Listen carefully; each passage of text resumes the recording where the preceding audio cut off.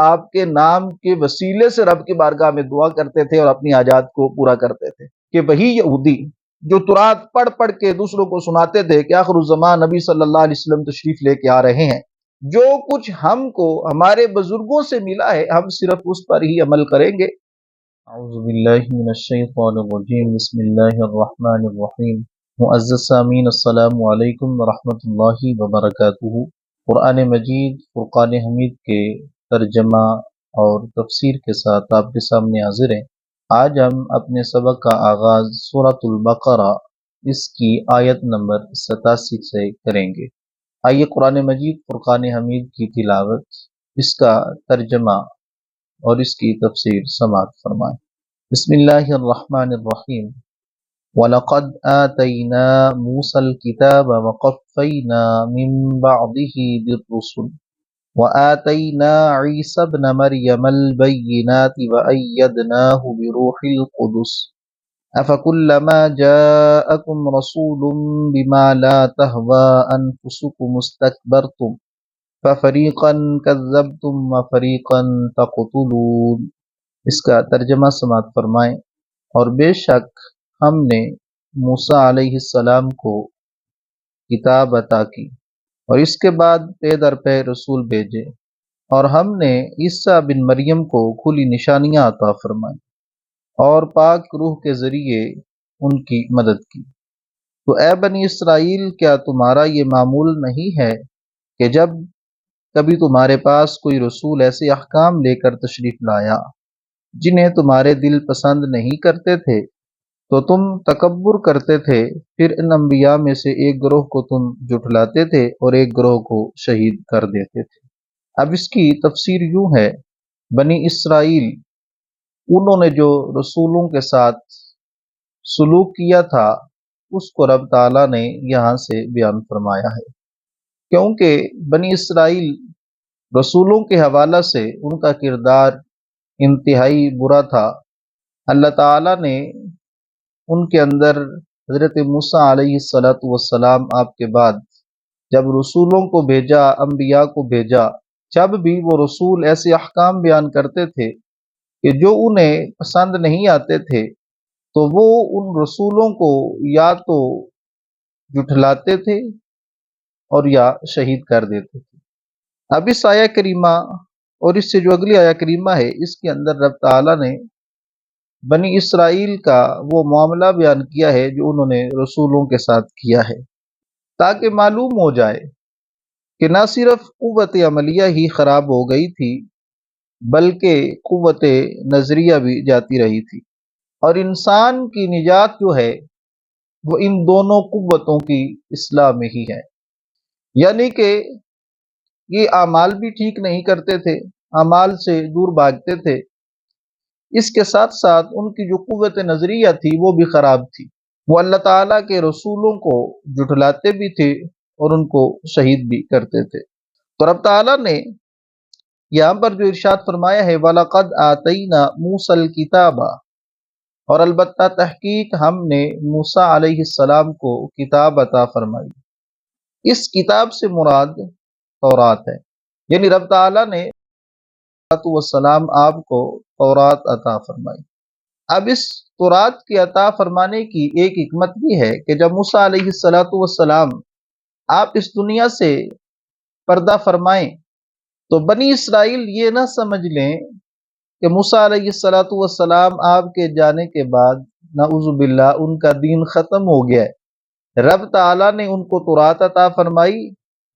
تاکہ دنیا سے پردہ فرمانے کے بعد بھی اس تورات کو پڑھ کر وہ حضرت موسیٰ علیہ السلام آپ کے دین پر عمل کر سکیں۔ پھر رب تعالیٰ نے اس تورات کی ترویج اور تعلیم کے لیے ارشاد فرمایا وَقَفَّيْنَا مِن بَعْدِهِ بِالرُّسُلِ، موسیٰ علیہ السلام کے بعد رب تعالیٰ نے لگاتار رسولوں کو بھیجا اور وہ اس تورات کی آپ کی امت کو تعلیم دیتے تھے، اس کی ترویج کرتے تھے۔ پھر رب تعالیٰ نے ارشاد فرمایا وَآتَيْنَا عِيسَى ابْنَ مَرْيَمَ الْبَيِّنَاتِ وَأَيَّدْنَاهُ بِرُوحِ الْقُدُسِ، پھر رب تعالیٰ نے ان تمام رسولوں کے آخر میں حضرت عیسیٰ علیہ السلام آپ کو مبعوث فرمایا، اور آپ کو رب تعالیٰ نے معجزات عطا فرمائے، جس کے اندر آپ مردوں کو زندہ کرتے تھے، بیماروں کو شفا یاب کرتے تھے، اندھوں کو آنکھیں عطا فرماتے تھے۔ تو جب بنی اسرائیل نے دیکھا کہ رب تعالیٰ نے حضرت عیسیٰ علیہ السلام آپ کو اتنے بڑے مقامات عطا فرمائے ہیں، اتنے رب تعالیٰ نے آپ کو معجزات عطا فرمائے ہیں، تو وہ آپ کے خلاف ہو گئے۔ اور جب یہ معاملہ رب تعالیٰ نے جاری فرمایا حضرت موسیٰ علیہ السلام سے لے کر حضرت عیسیٰ علیہ السلام تک، ہدایت کا وہ مدرسہ جو حضرت موسیٰ علیہ السلام سے شروع ہوا، اس کو رب تعالیٰ نے حضرت عیسیٰ علیہ السلام تک انبیاء کو بھیج کر اس مدرسہ کو جاری رکھا۔ تو بنی اسرائیل کی اصلی بدبختیوں نے یہ کیا کہ جب بھی کوئی چیز ان کو پسند نہ آتی، انبیاء کرام وہ مسائل بیان فرماتے جن پر عمل کرنا ان کے لیے دشوار ہوتا اور ان کی خواہش کے خلاف وہ معاملہ ہوتا، تو پھر اکڑ جاتے، منہ پھیر لیتے، حتیٰ کہ انبیاء کے ایک گروہ کو انہوں نے جھٹلایا اور ایک گروہ کو انہوں نے شہید کر دیا۔ اب اس آیہ کریمہ کے اندر اس کا خلاصہ یہ بنتا ہے کہ بنی اسرائیل نے جو انبیاء کے ساتھ سلوک کیا، اس کا رب تعالیٰ نے اس آیہ کریمہ کے اندر بیان فرمایا کہ اور رب تعالیٰ نے جو ایک نظام ترتیب دیا، حضرت موسیٰ علیہ السلام کے بعد انبیاء کو بھیجا، موسیٰ علیہ السلام کو کتاب عطا فرمائی، پھر وہ سارے رسول اس کتاب کی تعلیم دیتے رہے، پھر حضرت عیسیٰ علیہ السلام کو رب تعالیٰ نے مبعوث فرمایا، آپ کو معجزات عطا فرمائے، پھر ان بنی اسرائیلیوں کے اعمال کی کیفیت کو بیان کیا کہ وہ کرتے کیا تھے کہ جو مسئلہ ان کو پسند نہیں آتا تھا اس کے اندر وہ انبیاء کو جھٹلاتے تھے اور ایک انبیاء کے گروہ کو وہ شہید کر دیتے تھے۔ یہ انبیاء کے ساتھ جو وہ سلوک کرتے تھے، اس آیہ کریمہ کے اندر رب تعالیٰ نے اس کو بڑی وضاحت کے ساتھ بیان فرمایا ہے۔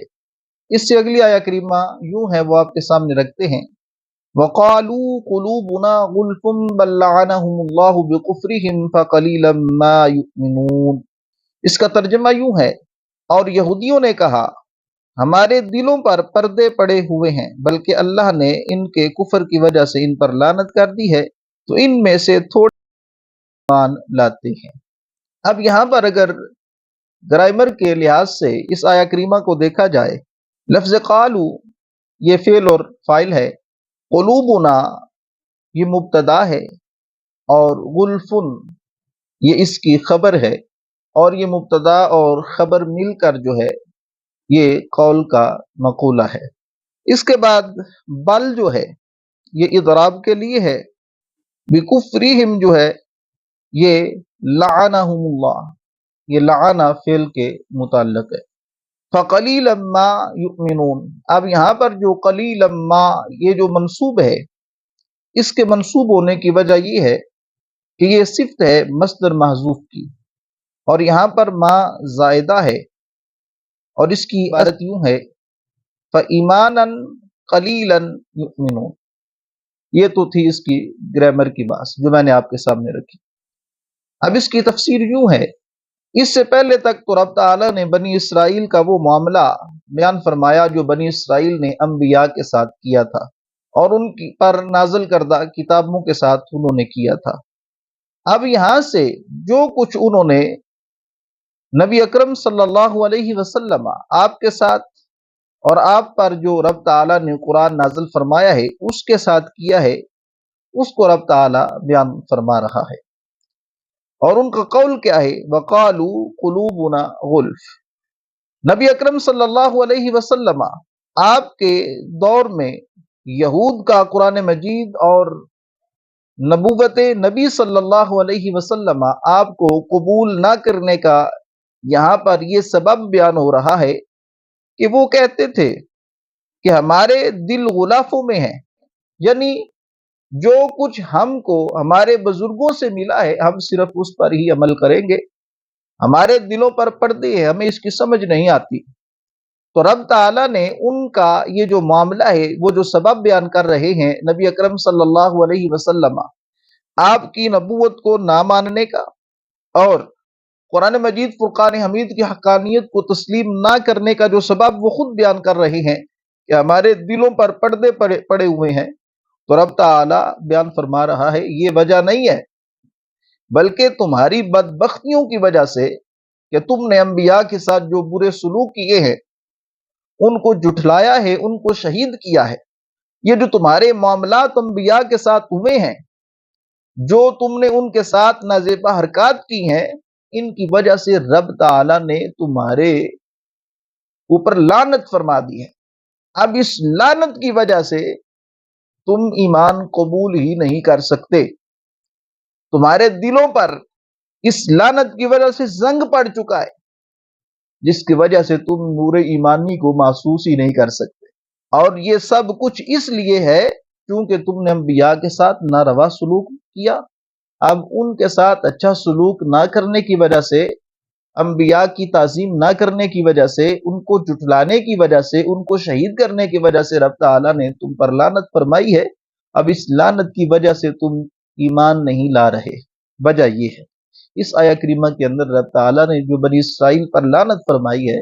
اور اس لعنت کو سبب بنایا ہے کہ اس وجہ سے وہ ایمان قبول نہیں کرتے، اس کا رب تعالیٰ نے بیان فرمایا ہے۔ آئیے اس سے اگلی آیہ کریمہ آپ کے سامنے۔ وَلَمَّا جَاءَهُمْ كِتَابٌ مِّنْ عِندِ اللَّهِ مُصَدِّقٌ لِّمَا مَعَهُمْ وَكَانُوا مِن قَبْلُ يَسْتَفْتِحُونَ عَلَى الَّذِينَ كَفَرُوا فَلَمَّا جَاءَهُم مَّا عَرَفُوا كَفَرُوا بِهِ فَلَعْنَةُ اللَّهِ عَلَى الْكَافِرِينَ۔ آئیے اس کا ترجمہ سماعت فرمائیں۔ اور جب ان کے پاس اللہ کی وہ کتاب آئی جو ان کے پاس موجود کتاب کی تصدیق کرنے والی ہے،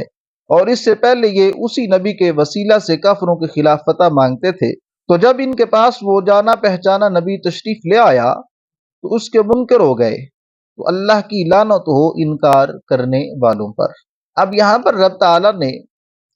بڑی وضاحت کے ساتھ ارشاد فرمایا اور آقا کریم علیہ السلام آپ کی شان کو بیان فرمایا کہ یہ تو وہی لوگ ہیں، یعنی یہ یہودی وہی ہیں جو آقا کریم علیہ السلام آپ کی آمد سے پہلے آپ کی آمد کا چرچا کیا کرتے تھے اور لوگوں کو بتاتے تھے کہ آخر الزمان نبی صلی اللہ علیہ وسلم تشریف لانے والے ہیں، اور جب کفار کے ساتھ ان کی لڑائی ہوتی تھی تو آقا کریم علیہ السلام آپ کے دعائیں مانگتے تھے اور رب تعالیٰ ان کو فتح بھی عطا فرما دیتا ہے۔ اور لیکن جب آقا کریم علیہ السلام آپ تشریف لے کے آ گئے تو ان کو پہچاننے کے باوجود یہ ان کے منکر ہو گئے، تو ان کے انکار کی وجہ سے رب تعالیٰ نے ان پر لعنت فرما دی۔ اور یہ نبی اکرم صلی اللہ علیہ وسلم آپ کی آمد سے پہلے نبی اکرم صلی اللہ علیہ وسلم آپ کے وسیلے سے اپنی حاجات کو پورا کرتے تھے۔ جب ان کا کسی کفار قوم کے ساتھ کسی اعتبار سے جھگڑا ہو جاتا تھا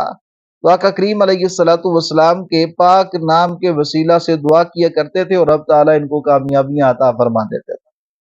اور اس طرح دعا کرتے تھے اللہم افتح علینا وانصرنا بالنبی الامی، یا رب العالمین ہمیں نبی امی کے صدقے میں فتح و نصرت عطا فرما۔ یہ دعائیں کرتے تھے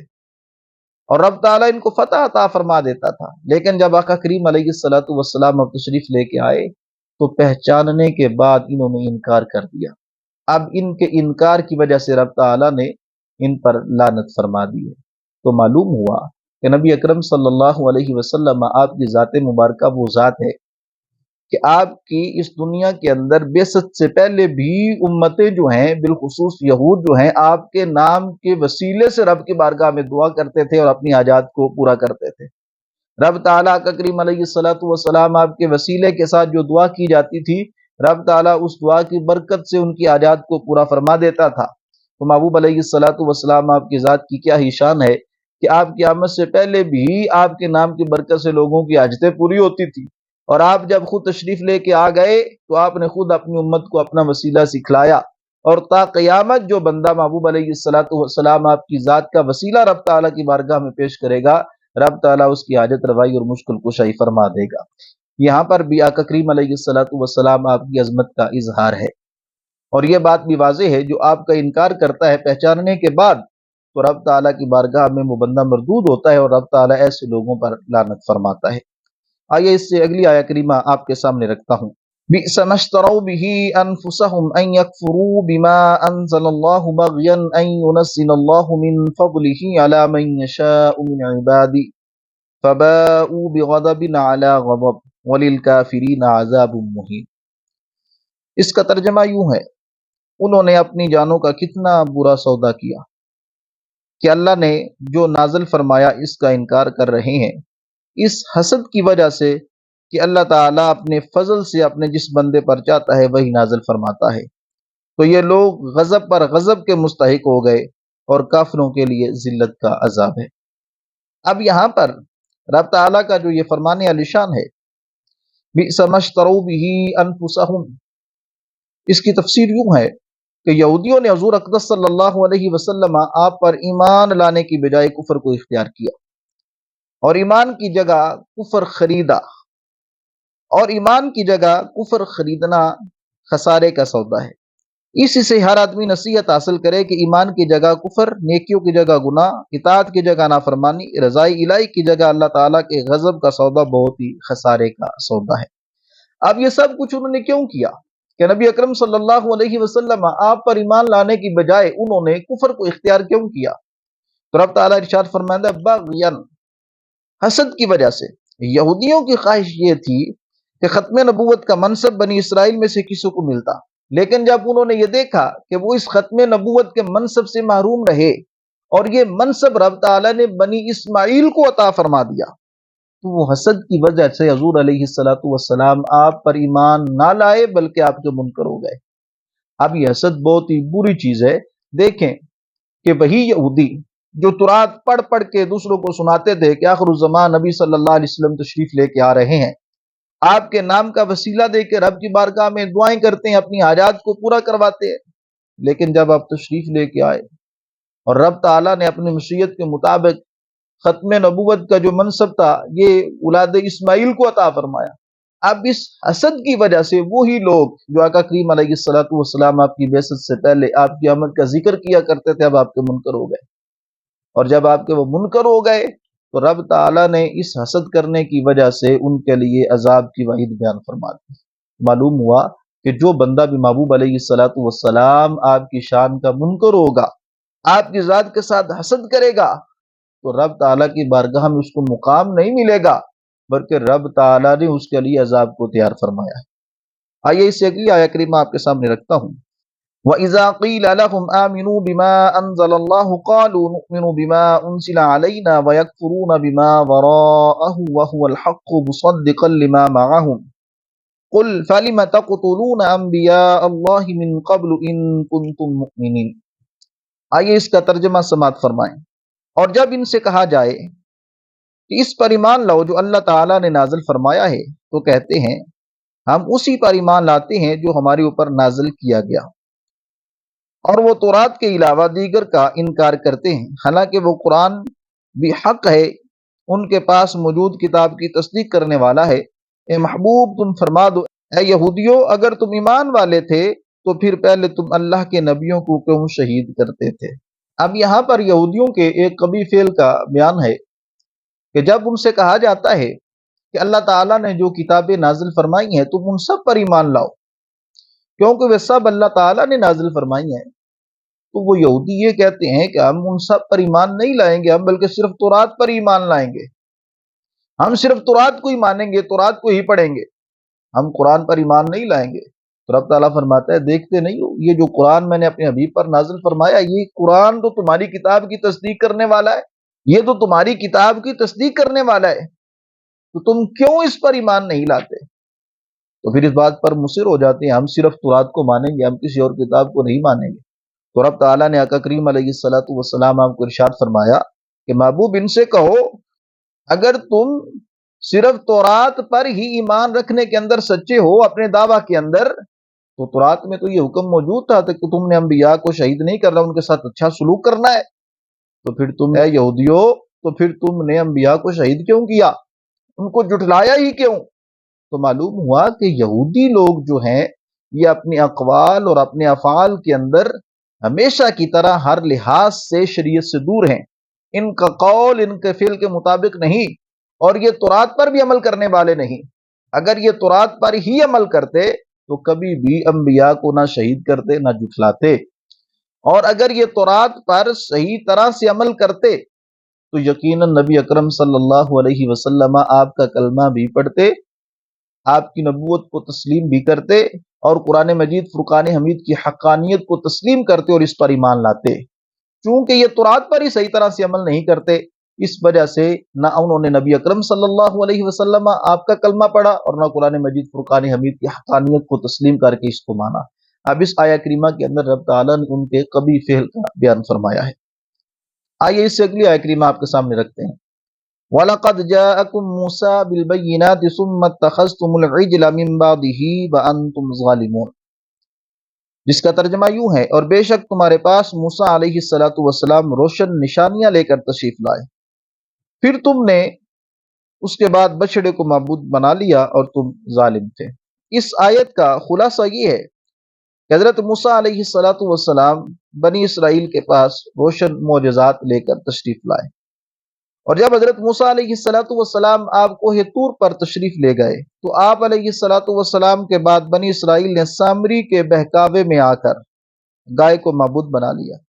اور گائے کی پوجا کر کے انہوں نے کفر کیا۔ جب حضرت موسیٰ علیہ السلام کی روشن نشانیاں دیکھ کر بنی اسرائیل بچڑے کی پوجا میں مبتلا ہو گئے